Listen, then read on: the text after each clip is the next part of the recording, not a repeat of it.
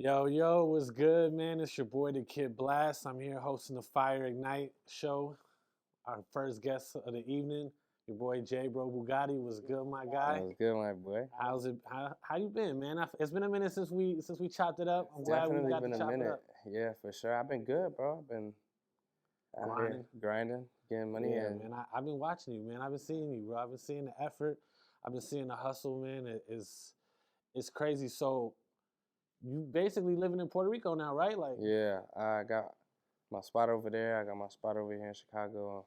it's I'm just back and back forth. and forth working everywhere. Yeah, that back and forth could be crazy, man. I remember when we had the guys out in Cali, that shit could get real hectic. What part of Puerto Rico are you staying in? Carolina. How far is that from like San Juan? Right there. It's like, bro, like 15 minutes. Swear to God. Yeah, I live 8 minutes from the airport. Bro, I was just out there. I was just out there with my girl like in July or some shit, and I was like, man, like, I wonder if this motherfucker out here. Like, I was about to hit you, but Yeah, you should have. I be out there all the time, literally all the time. Like, man, I need to tap in with y'all, man, because I definitely I haven't experienced. I really just experienced like the real touristy side when I was out there. You know what I'm saying? yeah. I want to tap in with the, you know Yeah, what I'm saying, with the yeah, hoodlums, man. I yeah, want to yeah. get in the trenches, Man, man. low key, I just took I did a show over there in Escasadillo, and we had took Smiles 773 over there with us, Oh, word? and That's my boy, Smiles. showed them around over there, and took her to the hood, took him to do tourist shit too, and Smiles, my guy. yeah, he had a good time over there. Yeah, that's lit. That's It's a lit. good time with us over there for sure. That's dope, man. That's dope. I just been bumping. I was bumping that EP. I guess really the only EP that you dropped. That was how long ago you dropped that? You with La Playa and Pena and all that on there. About a little over a year now. A little Like over a year now. A year, like 8 months, maybe 2 years already. Damn, that's crazy. Might be 2 man. years. I was just catching up on like all the tunes, and I was like, that new single that just came out. Yeah. That's fire. Did you shoot a video to that yet or not? So I shot it today, right before coming here. This the one? Yeah. Here we go. I'm glad to hear that, man. Yeah. That's dope. That song was fire. I heard you playing some shit on you was on live. I peeped your live like yesterday. I was like, what the fuck is this? Like that shit was sounding fire too. Yeah, that's some new shit. I'm shooting that video today too. Later on after this. We got the fire. The people need that, man. That's that's that fire, man. You know, clearly right now Puerto Rico is like ground zero for the whole reggaeton scene, everything like that. Do you think it's hard for anyone outside of PR to get on making reggaeton, like, or you feel like they're more accepting now that they know they got the crown? You know what I'm saying? Like, I feel like it's different, bro. I feel like over there, everybody's over there. Like everybody's over there. So I feel like me and my homie Marcia going over there just gave us the opportunity to meet a lot more people that are just way bigger in that industry than what we have over here. I feel like over here, nobody's really focused on like the reggaeton stuff and the reggaeton artists in the city because there's a lot of them. I feel like it's just not a focus over here. You know what I'm saying? And all the DJs from Chicago, they all follow me. They, you know what I'm saying? All the radio DJs, you know what I'm saying? But we don't, us reggaeton people, we don't have their support like all the and that's other people crazy do. too, because you would think like with as many Hispanic people, Latino people in Chicago, like that would be the opposite. You know what I mean? Because it's like we don't really have nobody to listen to like outside of Chicago. Like, you know what I mean? Like all the famous people are from PR, but it's like we got these artists homegrown right here. Like we should be putting them on. Like, you know what I'm saying? For sure. Like, cause I just feel like it just makes sense. And especially too, like, you know, throwback to kind of like how segregated the city could be sometimes, like Latin night. It's like, bro, they damn near invented Latin night in Chicago. Like, if y'all ain't booking these artists, these homegrown reggaeton artists to get it busting, like, I don't know what they doing. So I feel like that was more like for me, to move to Puerto Rico was more like a leap of faith. I'm hoping I meet people, you know what I'm saying, that can take me to another level type thing. And that's what happened. It happened quick too, bro. Like it was literally crazy how like it all worked out for us over there. But shit, we got super plugged over there and it's just been going crazy over there, bro. Yeah, man. I actually was watching another one of your interviews, and like you kind of brought up that leap of faith moving to Puerto Rico. Like, how pivotal do you think that type of situation is for an upcoming artist to really like see that opportunity and really take advantage of that opportunity? Because I feel like a lot of kids these days is they're not really understanding what the opportunity even look like to even Yeah, take advantage of it. You know? man. I feel like it's just really a feeling like, and I feel like once you feel that feeling and you got to take it because opportunities come like once like, and I feel like once when you get that good opportunity, you got to take it. You know what I'm saying? And because it could just leave. You know what I'm saying? And not be there tomorrow. So I feel like if you have the opportunity today to do something, you got to do it today. Absolutely. How do you feel like, for example, that kind of ties in with this whole like record label, like the record label, situation for a lot of artists? They like don't want to sign deals. You know what I'm saying? They want to go independent, so they might like pass on a deal. You know what I'm saying? To quote unquote stay independent. But then it's like, do you think that maybe they might be losing steam doing that? Do you think that's better for them, or like, or how do you feel how it would work out? So I feel like some deals are good and some deals are just you gotta take it. You know what I'm saying? Um, but a lot of deals lately they haven't really been for me, for instance. They just been on some like, oh, we're gonna sign you and we're gonna pay for everything, da da da, and do all this for you, da da da. But it's not like we gonna give you this amount of money. It's hard. Like I feel like if you're gonna get into a deal and not get no money up front and not do none of that just for videos or whatever, you know what I'm saying? Like I could do that. I could do that myself. I could pay for my own videos. I could pay for my own studio time. I could do all of that. So for me, for instance, that doesn't excite me. But I mean, if you're a youngin' that's going crazy and you're good and you just don't have that money or that support or the background or whatever, the knowledge or whatever, and you do sign to an independent label or something, I feel like do it. You know what I'm saying? Because they could put you in a better position. You know what I'm saying? And put you in front of other people that could take you to a different level type thing. Yeah, I definitely had like an old timer like manager dude tell me one time, like, you know what I'm saying, if there's money on the table, you gotta take that, because you never know, that money might never come back again. And it's like, I feel him, because I definitely know like some artists that like pass on the money and never got a chance back. Yeah. You know what I'm saying? So it's like, man, it could go either way. It's 50-50. Yeah, it's 50-50. Really, really is. But yeah, I noticed kind of like you've been on like a basically mostly on like a single after single, like keep banging them with singles. Like, are you sort of in that situation where you just gonna heat the streets up until Yeah. So I'm really until trying somebody knocked that's ready to cut the fucking check? You know what I'm yeah, saying? exactly. I'm really trying to just keep dropping singles and keep going and yeah, I don't really think a project is necessary right now. Yeah. I feel like people's attention span is not there. I'm like glad you said that. I'm glad you said that. So I feel like if I have enough songs to drop a project, say for instance, I got enough songs to drop a project, that's one drop. You know what I'm saying? If I drop singles, that's 10 drops. Exactly. And that's being in people's faces more and spacing it out where you got all your content just bop bop bop bop bop and just keep going like that. You know what I'm saying? And just don't stop. Y'all heard it from the get artist. out these people's faces. From the artist, not the manager. Y'all heard it from the artist. You know what I'm saying? Like, the more content you have to drop, the better. Like that I feel like absolutely. I've been trying to drill that home with so many young artists. Is like, they come in with me with like albums worth of shit, and they're like, I'm ready to drop an album. I'm like, you're not ready to drop an album. Just keep dropping. Break that shit down into 10 releases. You know what I'm saying? And hit them back to back with some fire. If you could drop 2 songs a month, that's great. You know what I'm saying? And you would literally be in people's faces nonstop. And of course, you gotta just keep.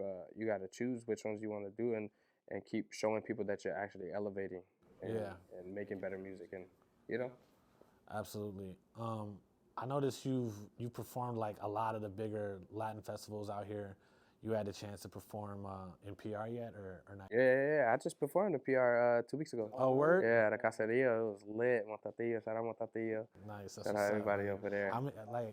How many heads do you think was there for that? Me just throwing a number out there, I say 7,000. Damn. And it was in the hood. Like it's That's a when projects, and in the middle of the projects, it was. That's when you know it's gonna be Yeah, lit. it was When hella it's in the people there. hood, you know it's gonna be Jay lit. Cortez lit, Damn. Neo Garcia, Casper, all the young people that's popping right now. They was all in that bitch. It was lit. It was lit as hell. Is there any like upcoming festivals that you trying to get on board with this year? As of right now, I really only got a few stuff booked for this summer. I know I'm doing a couple Puerto Rican ones. That's lit.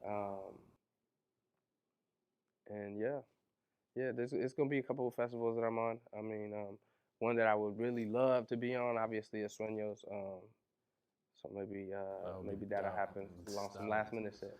That'd be big as hell. That'd be dope. Yeah. Are you? Because I know you're staying in PR right now. Have you been like kind of keeping up with like the political, shit that's been going on with like the white people trying to steal the beach and Yeah. I mean, the electric companies. I followed that. I followed that one lady. She does like a. You know what I'm talking about? She was in the Bad Bunny. Yeah, she was little breakdowns. Exactly. Yeah. So news breakdowns. she helps me stay up to date with all of that. For sure, and, she does. I definitely, man. I don't know her name off the top. I don't know her name off the top, but shout out her. She's raw. She's definitely in tune for sure. So yeah, I follow her, and that's how I keep up to date with everything that's going on politically over there. Yeah. But there's a lot of fucked up shit that's going on over there right now. That's like, cause my girl Puerto Rican, you know what I'm saying? So we went to Puerto Rico, like I said, in July or whatever, and it's like, it's kind of funny, like, you go to a touristy place and other places, and it's like they know you a tourist and they come in for you, like they really want your money, right? Yeah. The service be impeccable, but out there it was kind of like you catch an attitude a little bit. Like I'm trying to spend my money with y'all, you know what I'm saying? Yeah. That's one thing I noticed off the top when I first moved over there was the customer service over there is horrible. Yeah. Horrible. They don't care. Like. Yeah, it's like they want you to leave. Yeah, bro. real. Yeah. It's like funny literally. as hell. For sure, it's crazy. That shit is funny as hell. So like I kind of feel like when we first met, you were mostly recording in English back then, right? Mm-hmm. And then you kind of just pivoted to like almost strictly Spanish. Yeah. Like that shit's kind of crazy. Like, did you grow up like speaking Spanish at all, or? So yeah, my dad speaks Spanish. My mom speaks both. Both of my parents are born and raised in Puerto Rico. Nice. Then moved over here later on in their life, like in their 20s and stuff. So yeah, Spanish was always taught at the crib, and That's what's up. they always speak Spanish to us and everything. So yeah, but yeah, when we first met, I was recording JR and all them, right? Yeah. Yeah, I asked because I know like a lot of this, like I would say probably like a generation after me kind of in age. Mm-hmm. So I feel like when I noticed like a lot of kids from your generation, they don't get taught Spanish in the household or whatever, you know what I'm saying? And there's a lot of reasons for that, obviously. But I was just like, damn, like I was kind of surprised, like, yo, it sounds like he don't even speak English. Like when I be hearing this shit, I be like, yo, like this motherfucker don't got no accent or nothing. Like he really, like, damn, that's crazy. So like my whole thing is like you kind of like the Selena of reggaeton in a way, like, you know what I'm saying? Like English, grew up English, but now you singing in Spanish, you know what I'm saying? So I'm like, I was wondering like when you were like in PR type shit and you know what I'm saying? Like you get out the booth or you stop playing a song in front of somebody that don't know you, like, do they trip out when you start like talking to them? Like, do they feel like yo, like the people from Puerto Rico? Yeah, like, cause I feel like, no matter how good your Spanish is from the States, they like, know. They know. Oh, they know. Yeah, Instantly. they know. Especially me, I there's some words that like words that you supposed to know. You know what I'm saying? That you learn in kindergarten that I say wrong type shit, and they be like, hold on. Yeah, exactly. So, but it's only been a couple times where motherfuckers is like, you're not from here. You know what I'm saying? Yeah. And it's usually at like restaurants and shit. Oh, okay. But everybody around us that be in the studio with us and all of that, they know I'm from over here, and they, you know what I'm saying? I be trying to talk to them in English so they can learn English. Right. No, that's dope. That's dope, man. Because like Yeah. honestly, I feel like that's what's that. Like I be hearing it too. Like when I be hearing like certain reggaeton songs, like they be trying to squeeze in a little English. Oh yeah, phrases bro. in there That's and like shit. that's popping right now, Yeah, bro. that shit's fire. So That like shit's I popping feel right now, like for it's sure. a good way to get the English speakers who aren't really in tune with the reggaeton shit yet. Like oh, this is dope. Yeah, like, you know it what I'm got good saying? rhythm. Oh, and I could relate to it a little bit because they Yeah, got some English exactly. words in there. Exactly, For sure. man. I feel like that's how Young Chimmy. You heard of Young Chimmy? Yeah. I feel like that's how like everybody over here is getting into him now because that says a lot of English words in there.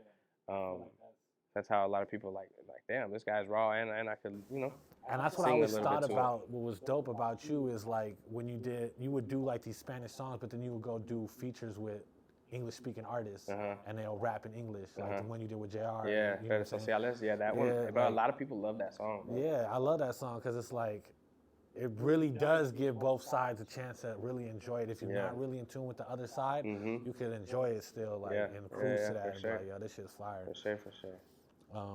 Man, but so like one question that I kind of wanted to ask is like what song of yours do you think is like the best representation of your artistry? You know what I'm saying, in your sound. Like if a random listener was to look up JBro Bugatti, like what's the song that's gonna get him hooked on your catalog? You know what I'm saying? I would say Playa.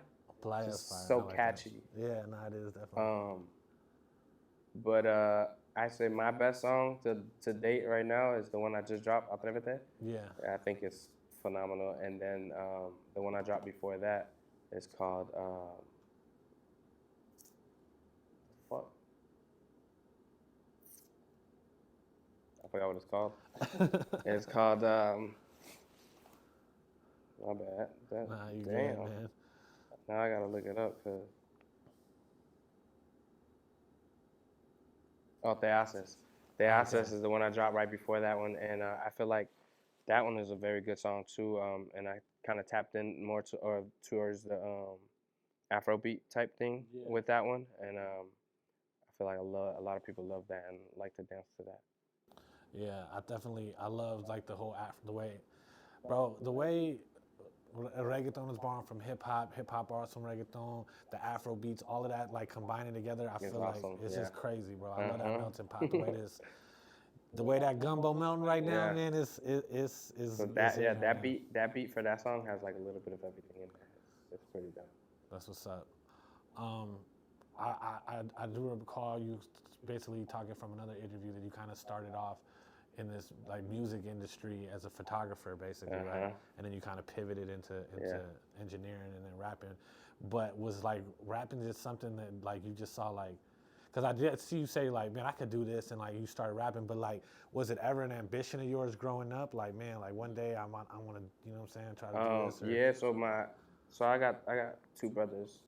One is a DJ, Damn, and then my oldest one, he used to rap since he was like 12 years old, bro. And so it was always around us, and we was just always, But I didn't want to, when I first got into the industry or whatever, I didn't want to really like, I feel like everybody had their thing, like my brother rapped, my other brother was a DJ, you know what I'm saying? I wanted to do something different. I picked up a camera, and I was snapping with that shit. I was going crazy with that shit low key. Then I started fucking being in the studio all the time, learned how to record, started recording people, making money recording people.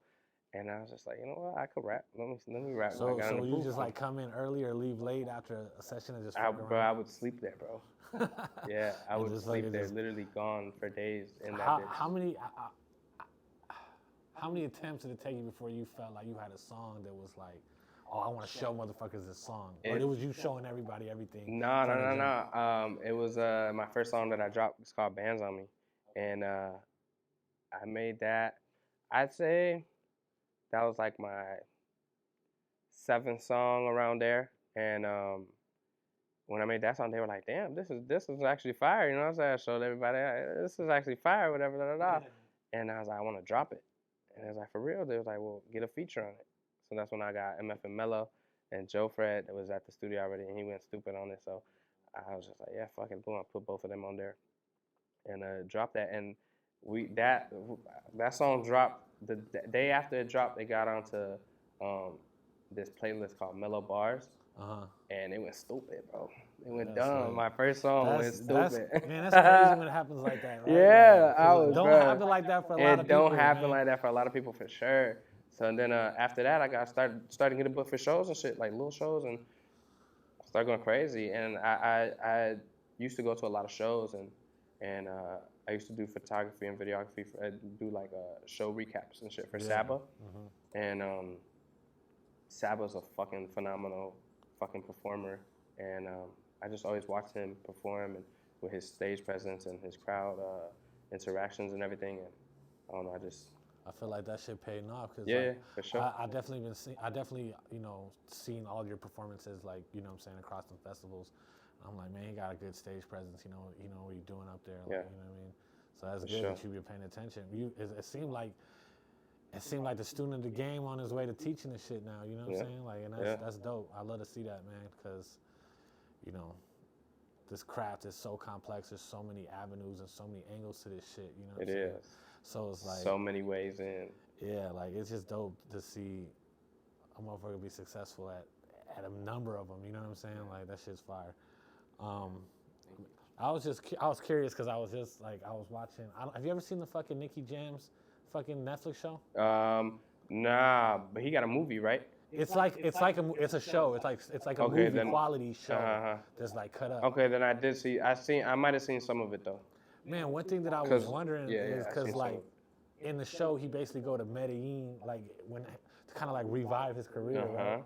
And like I was like, have you ever been out there? Like I've never been out there to peep like the scene out there, but I feel like that shit is way. I've never even had a passport, bro. To this day, I'm gonna go get one this week.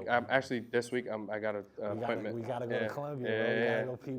People it was him and Yeho.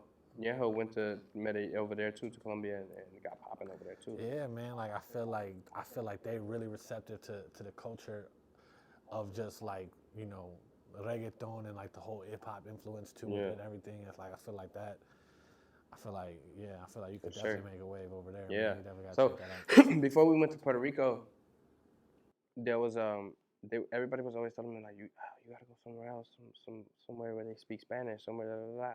And I always was thinking like Brazil or Chile. I felt like it would just be easy to just take that shit over, you know.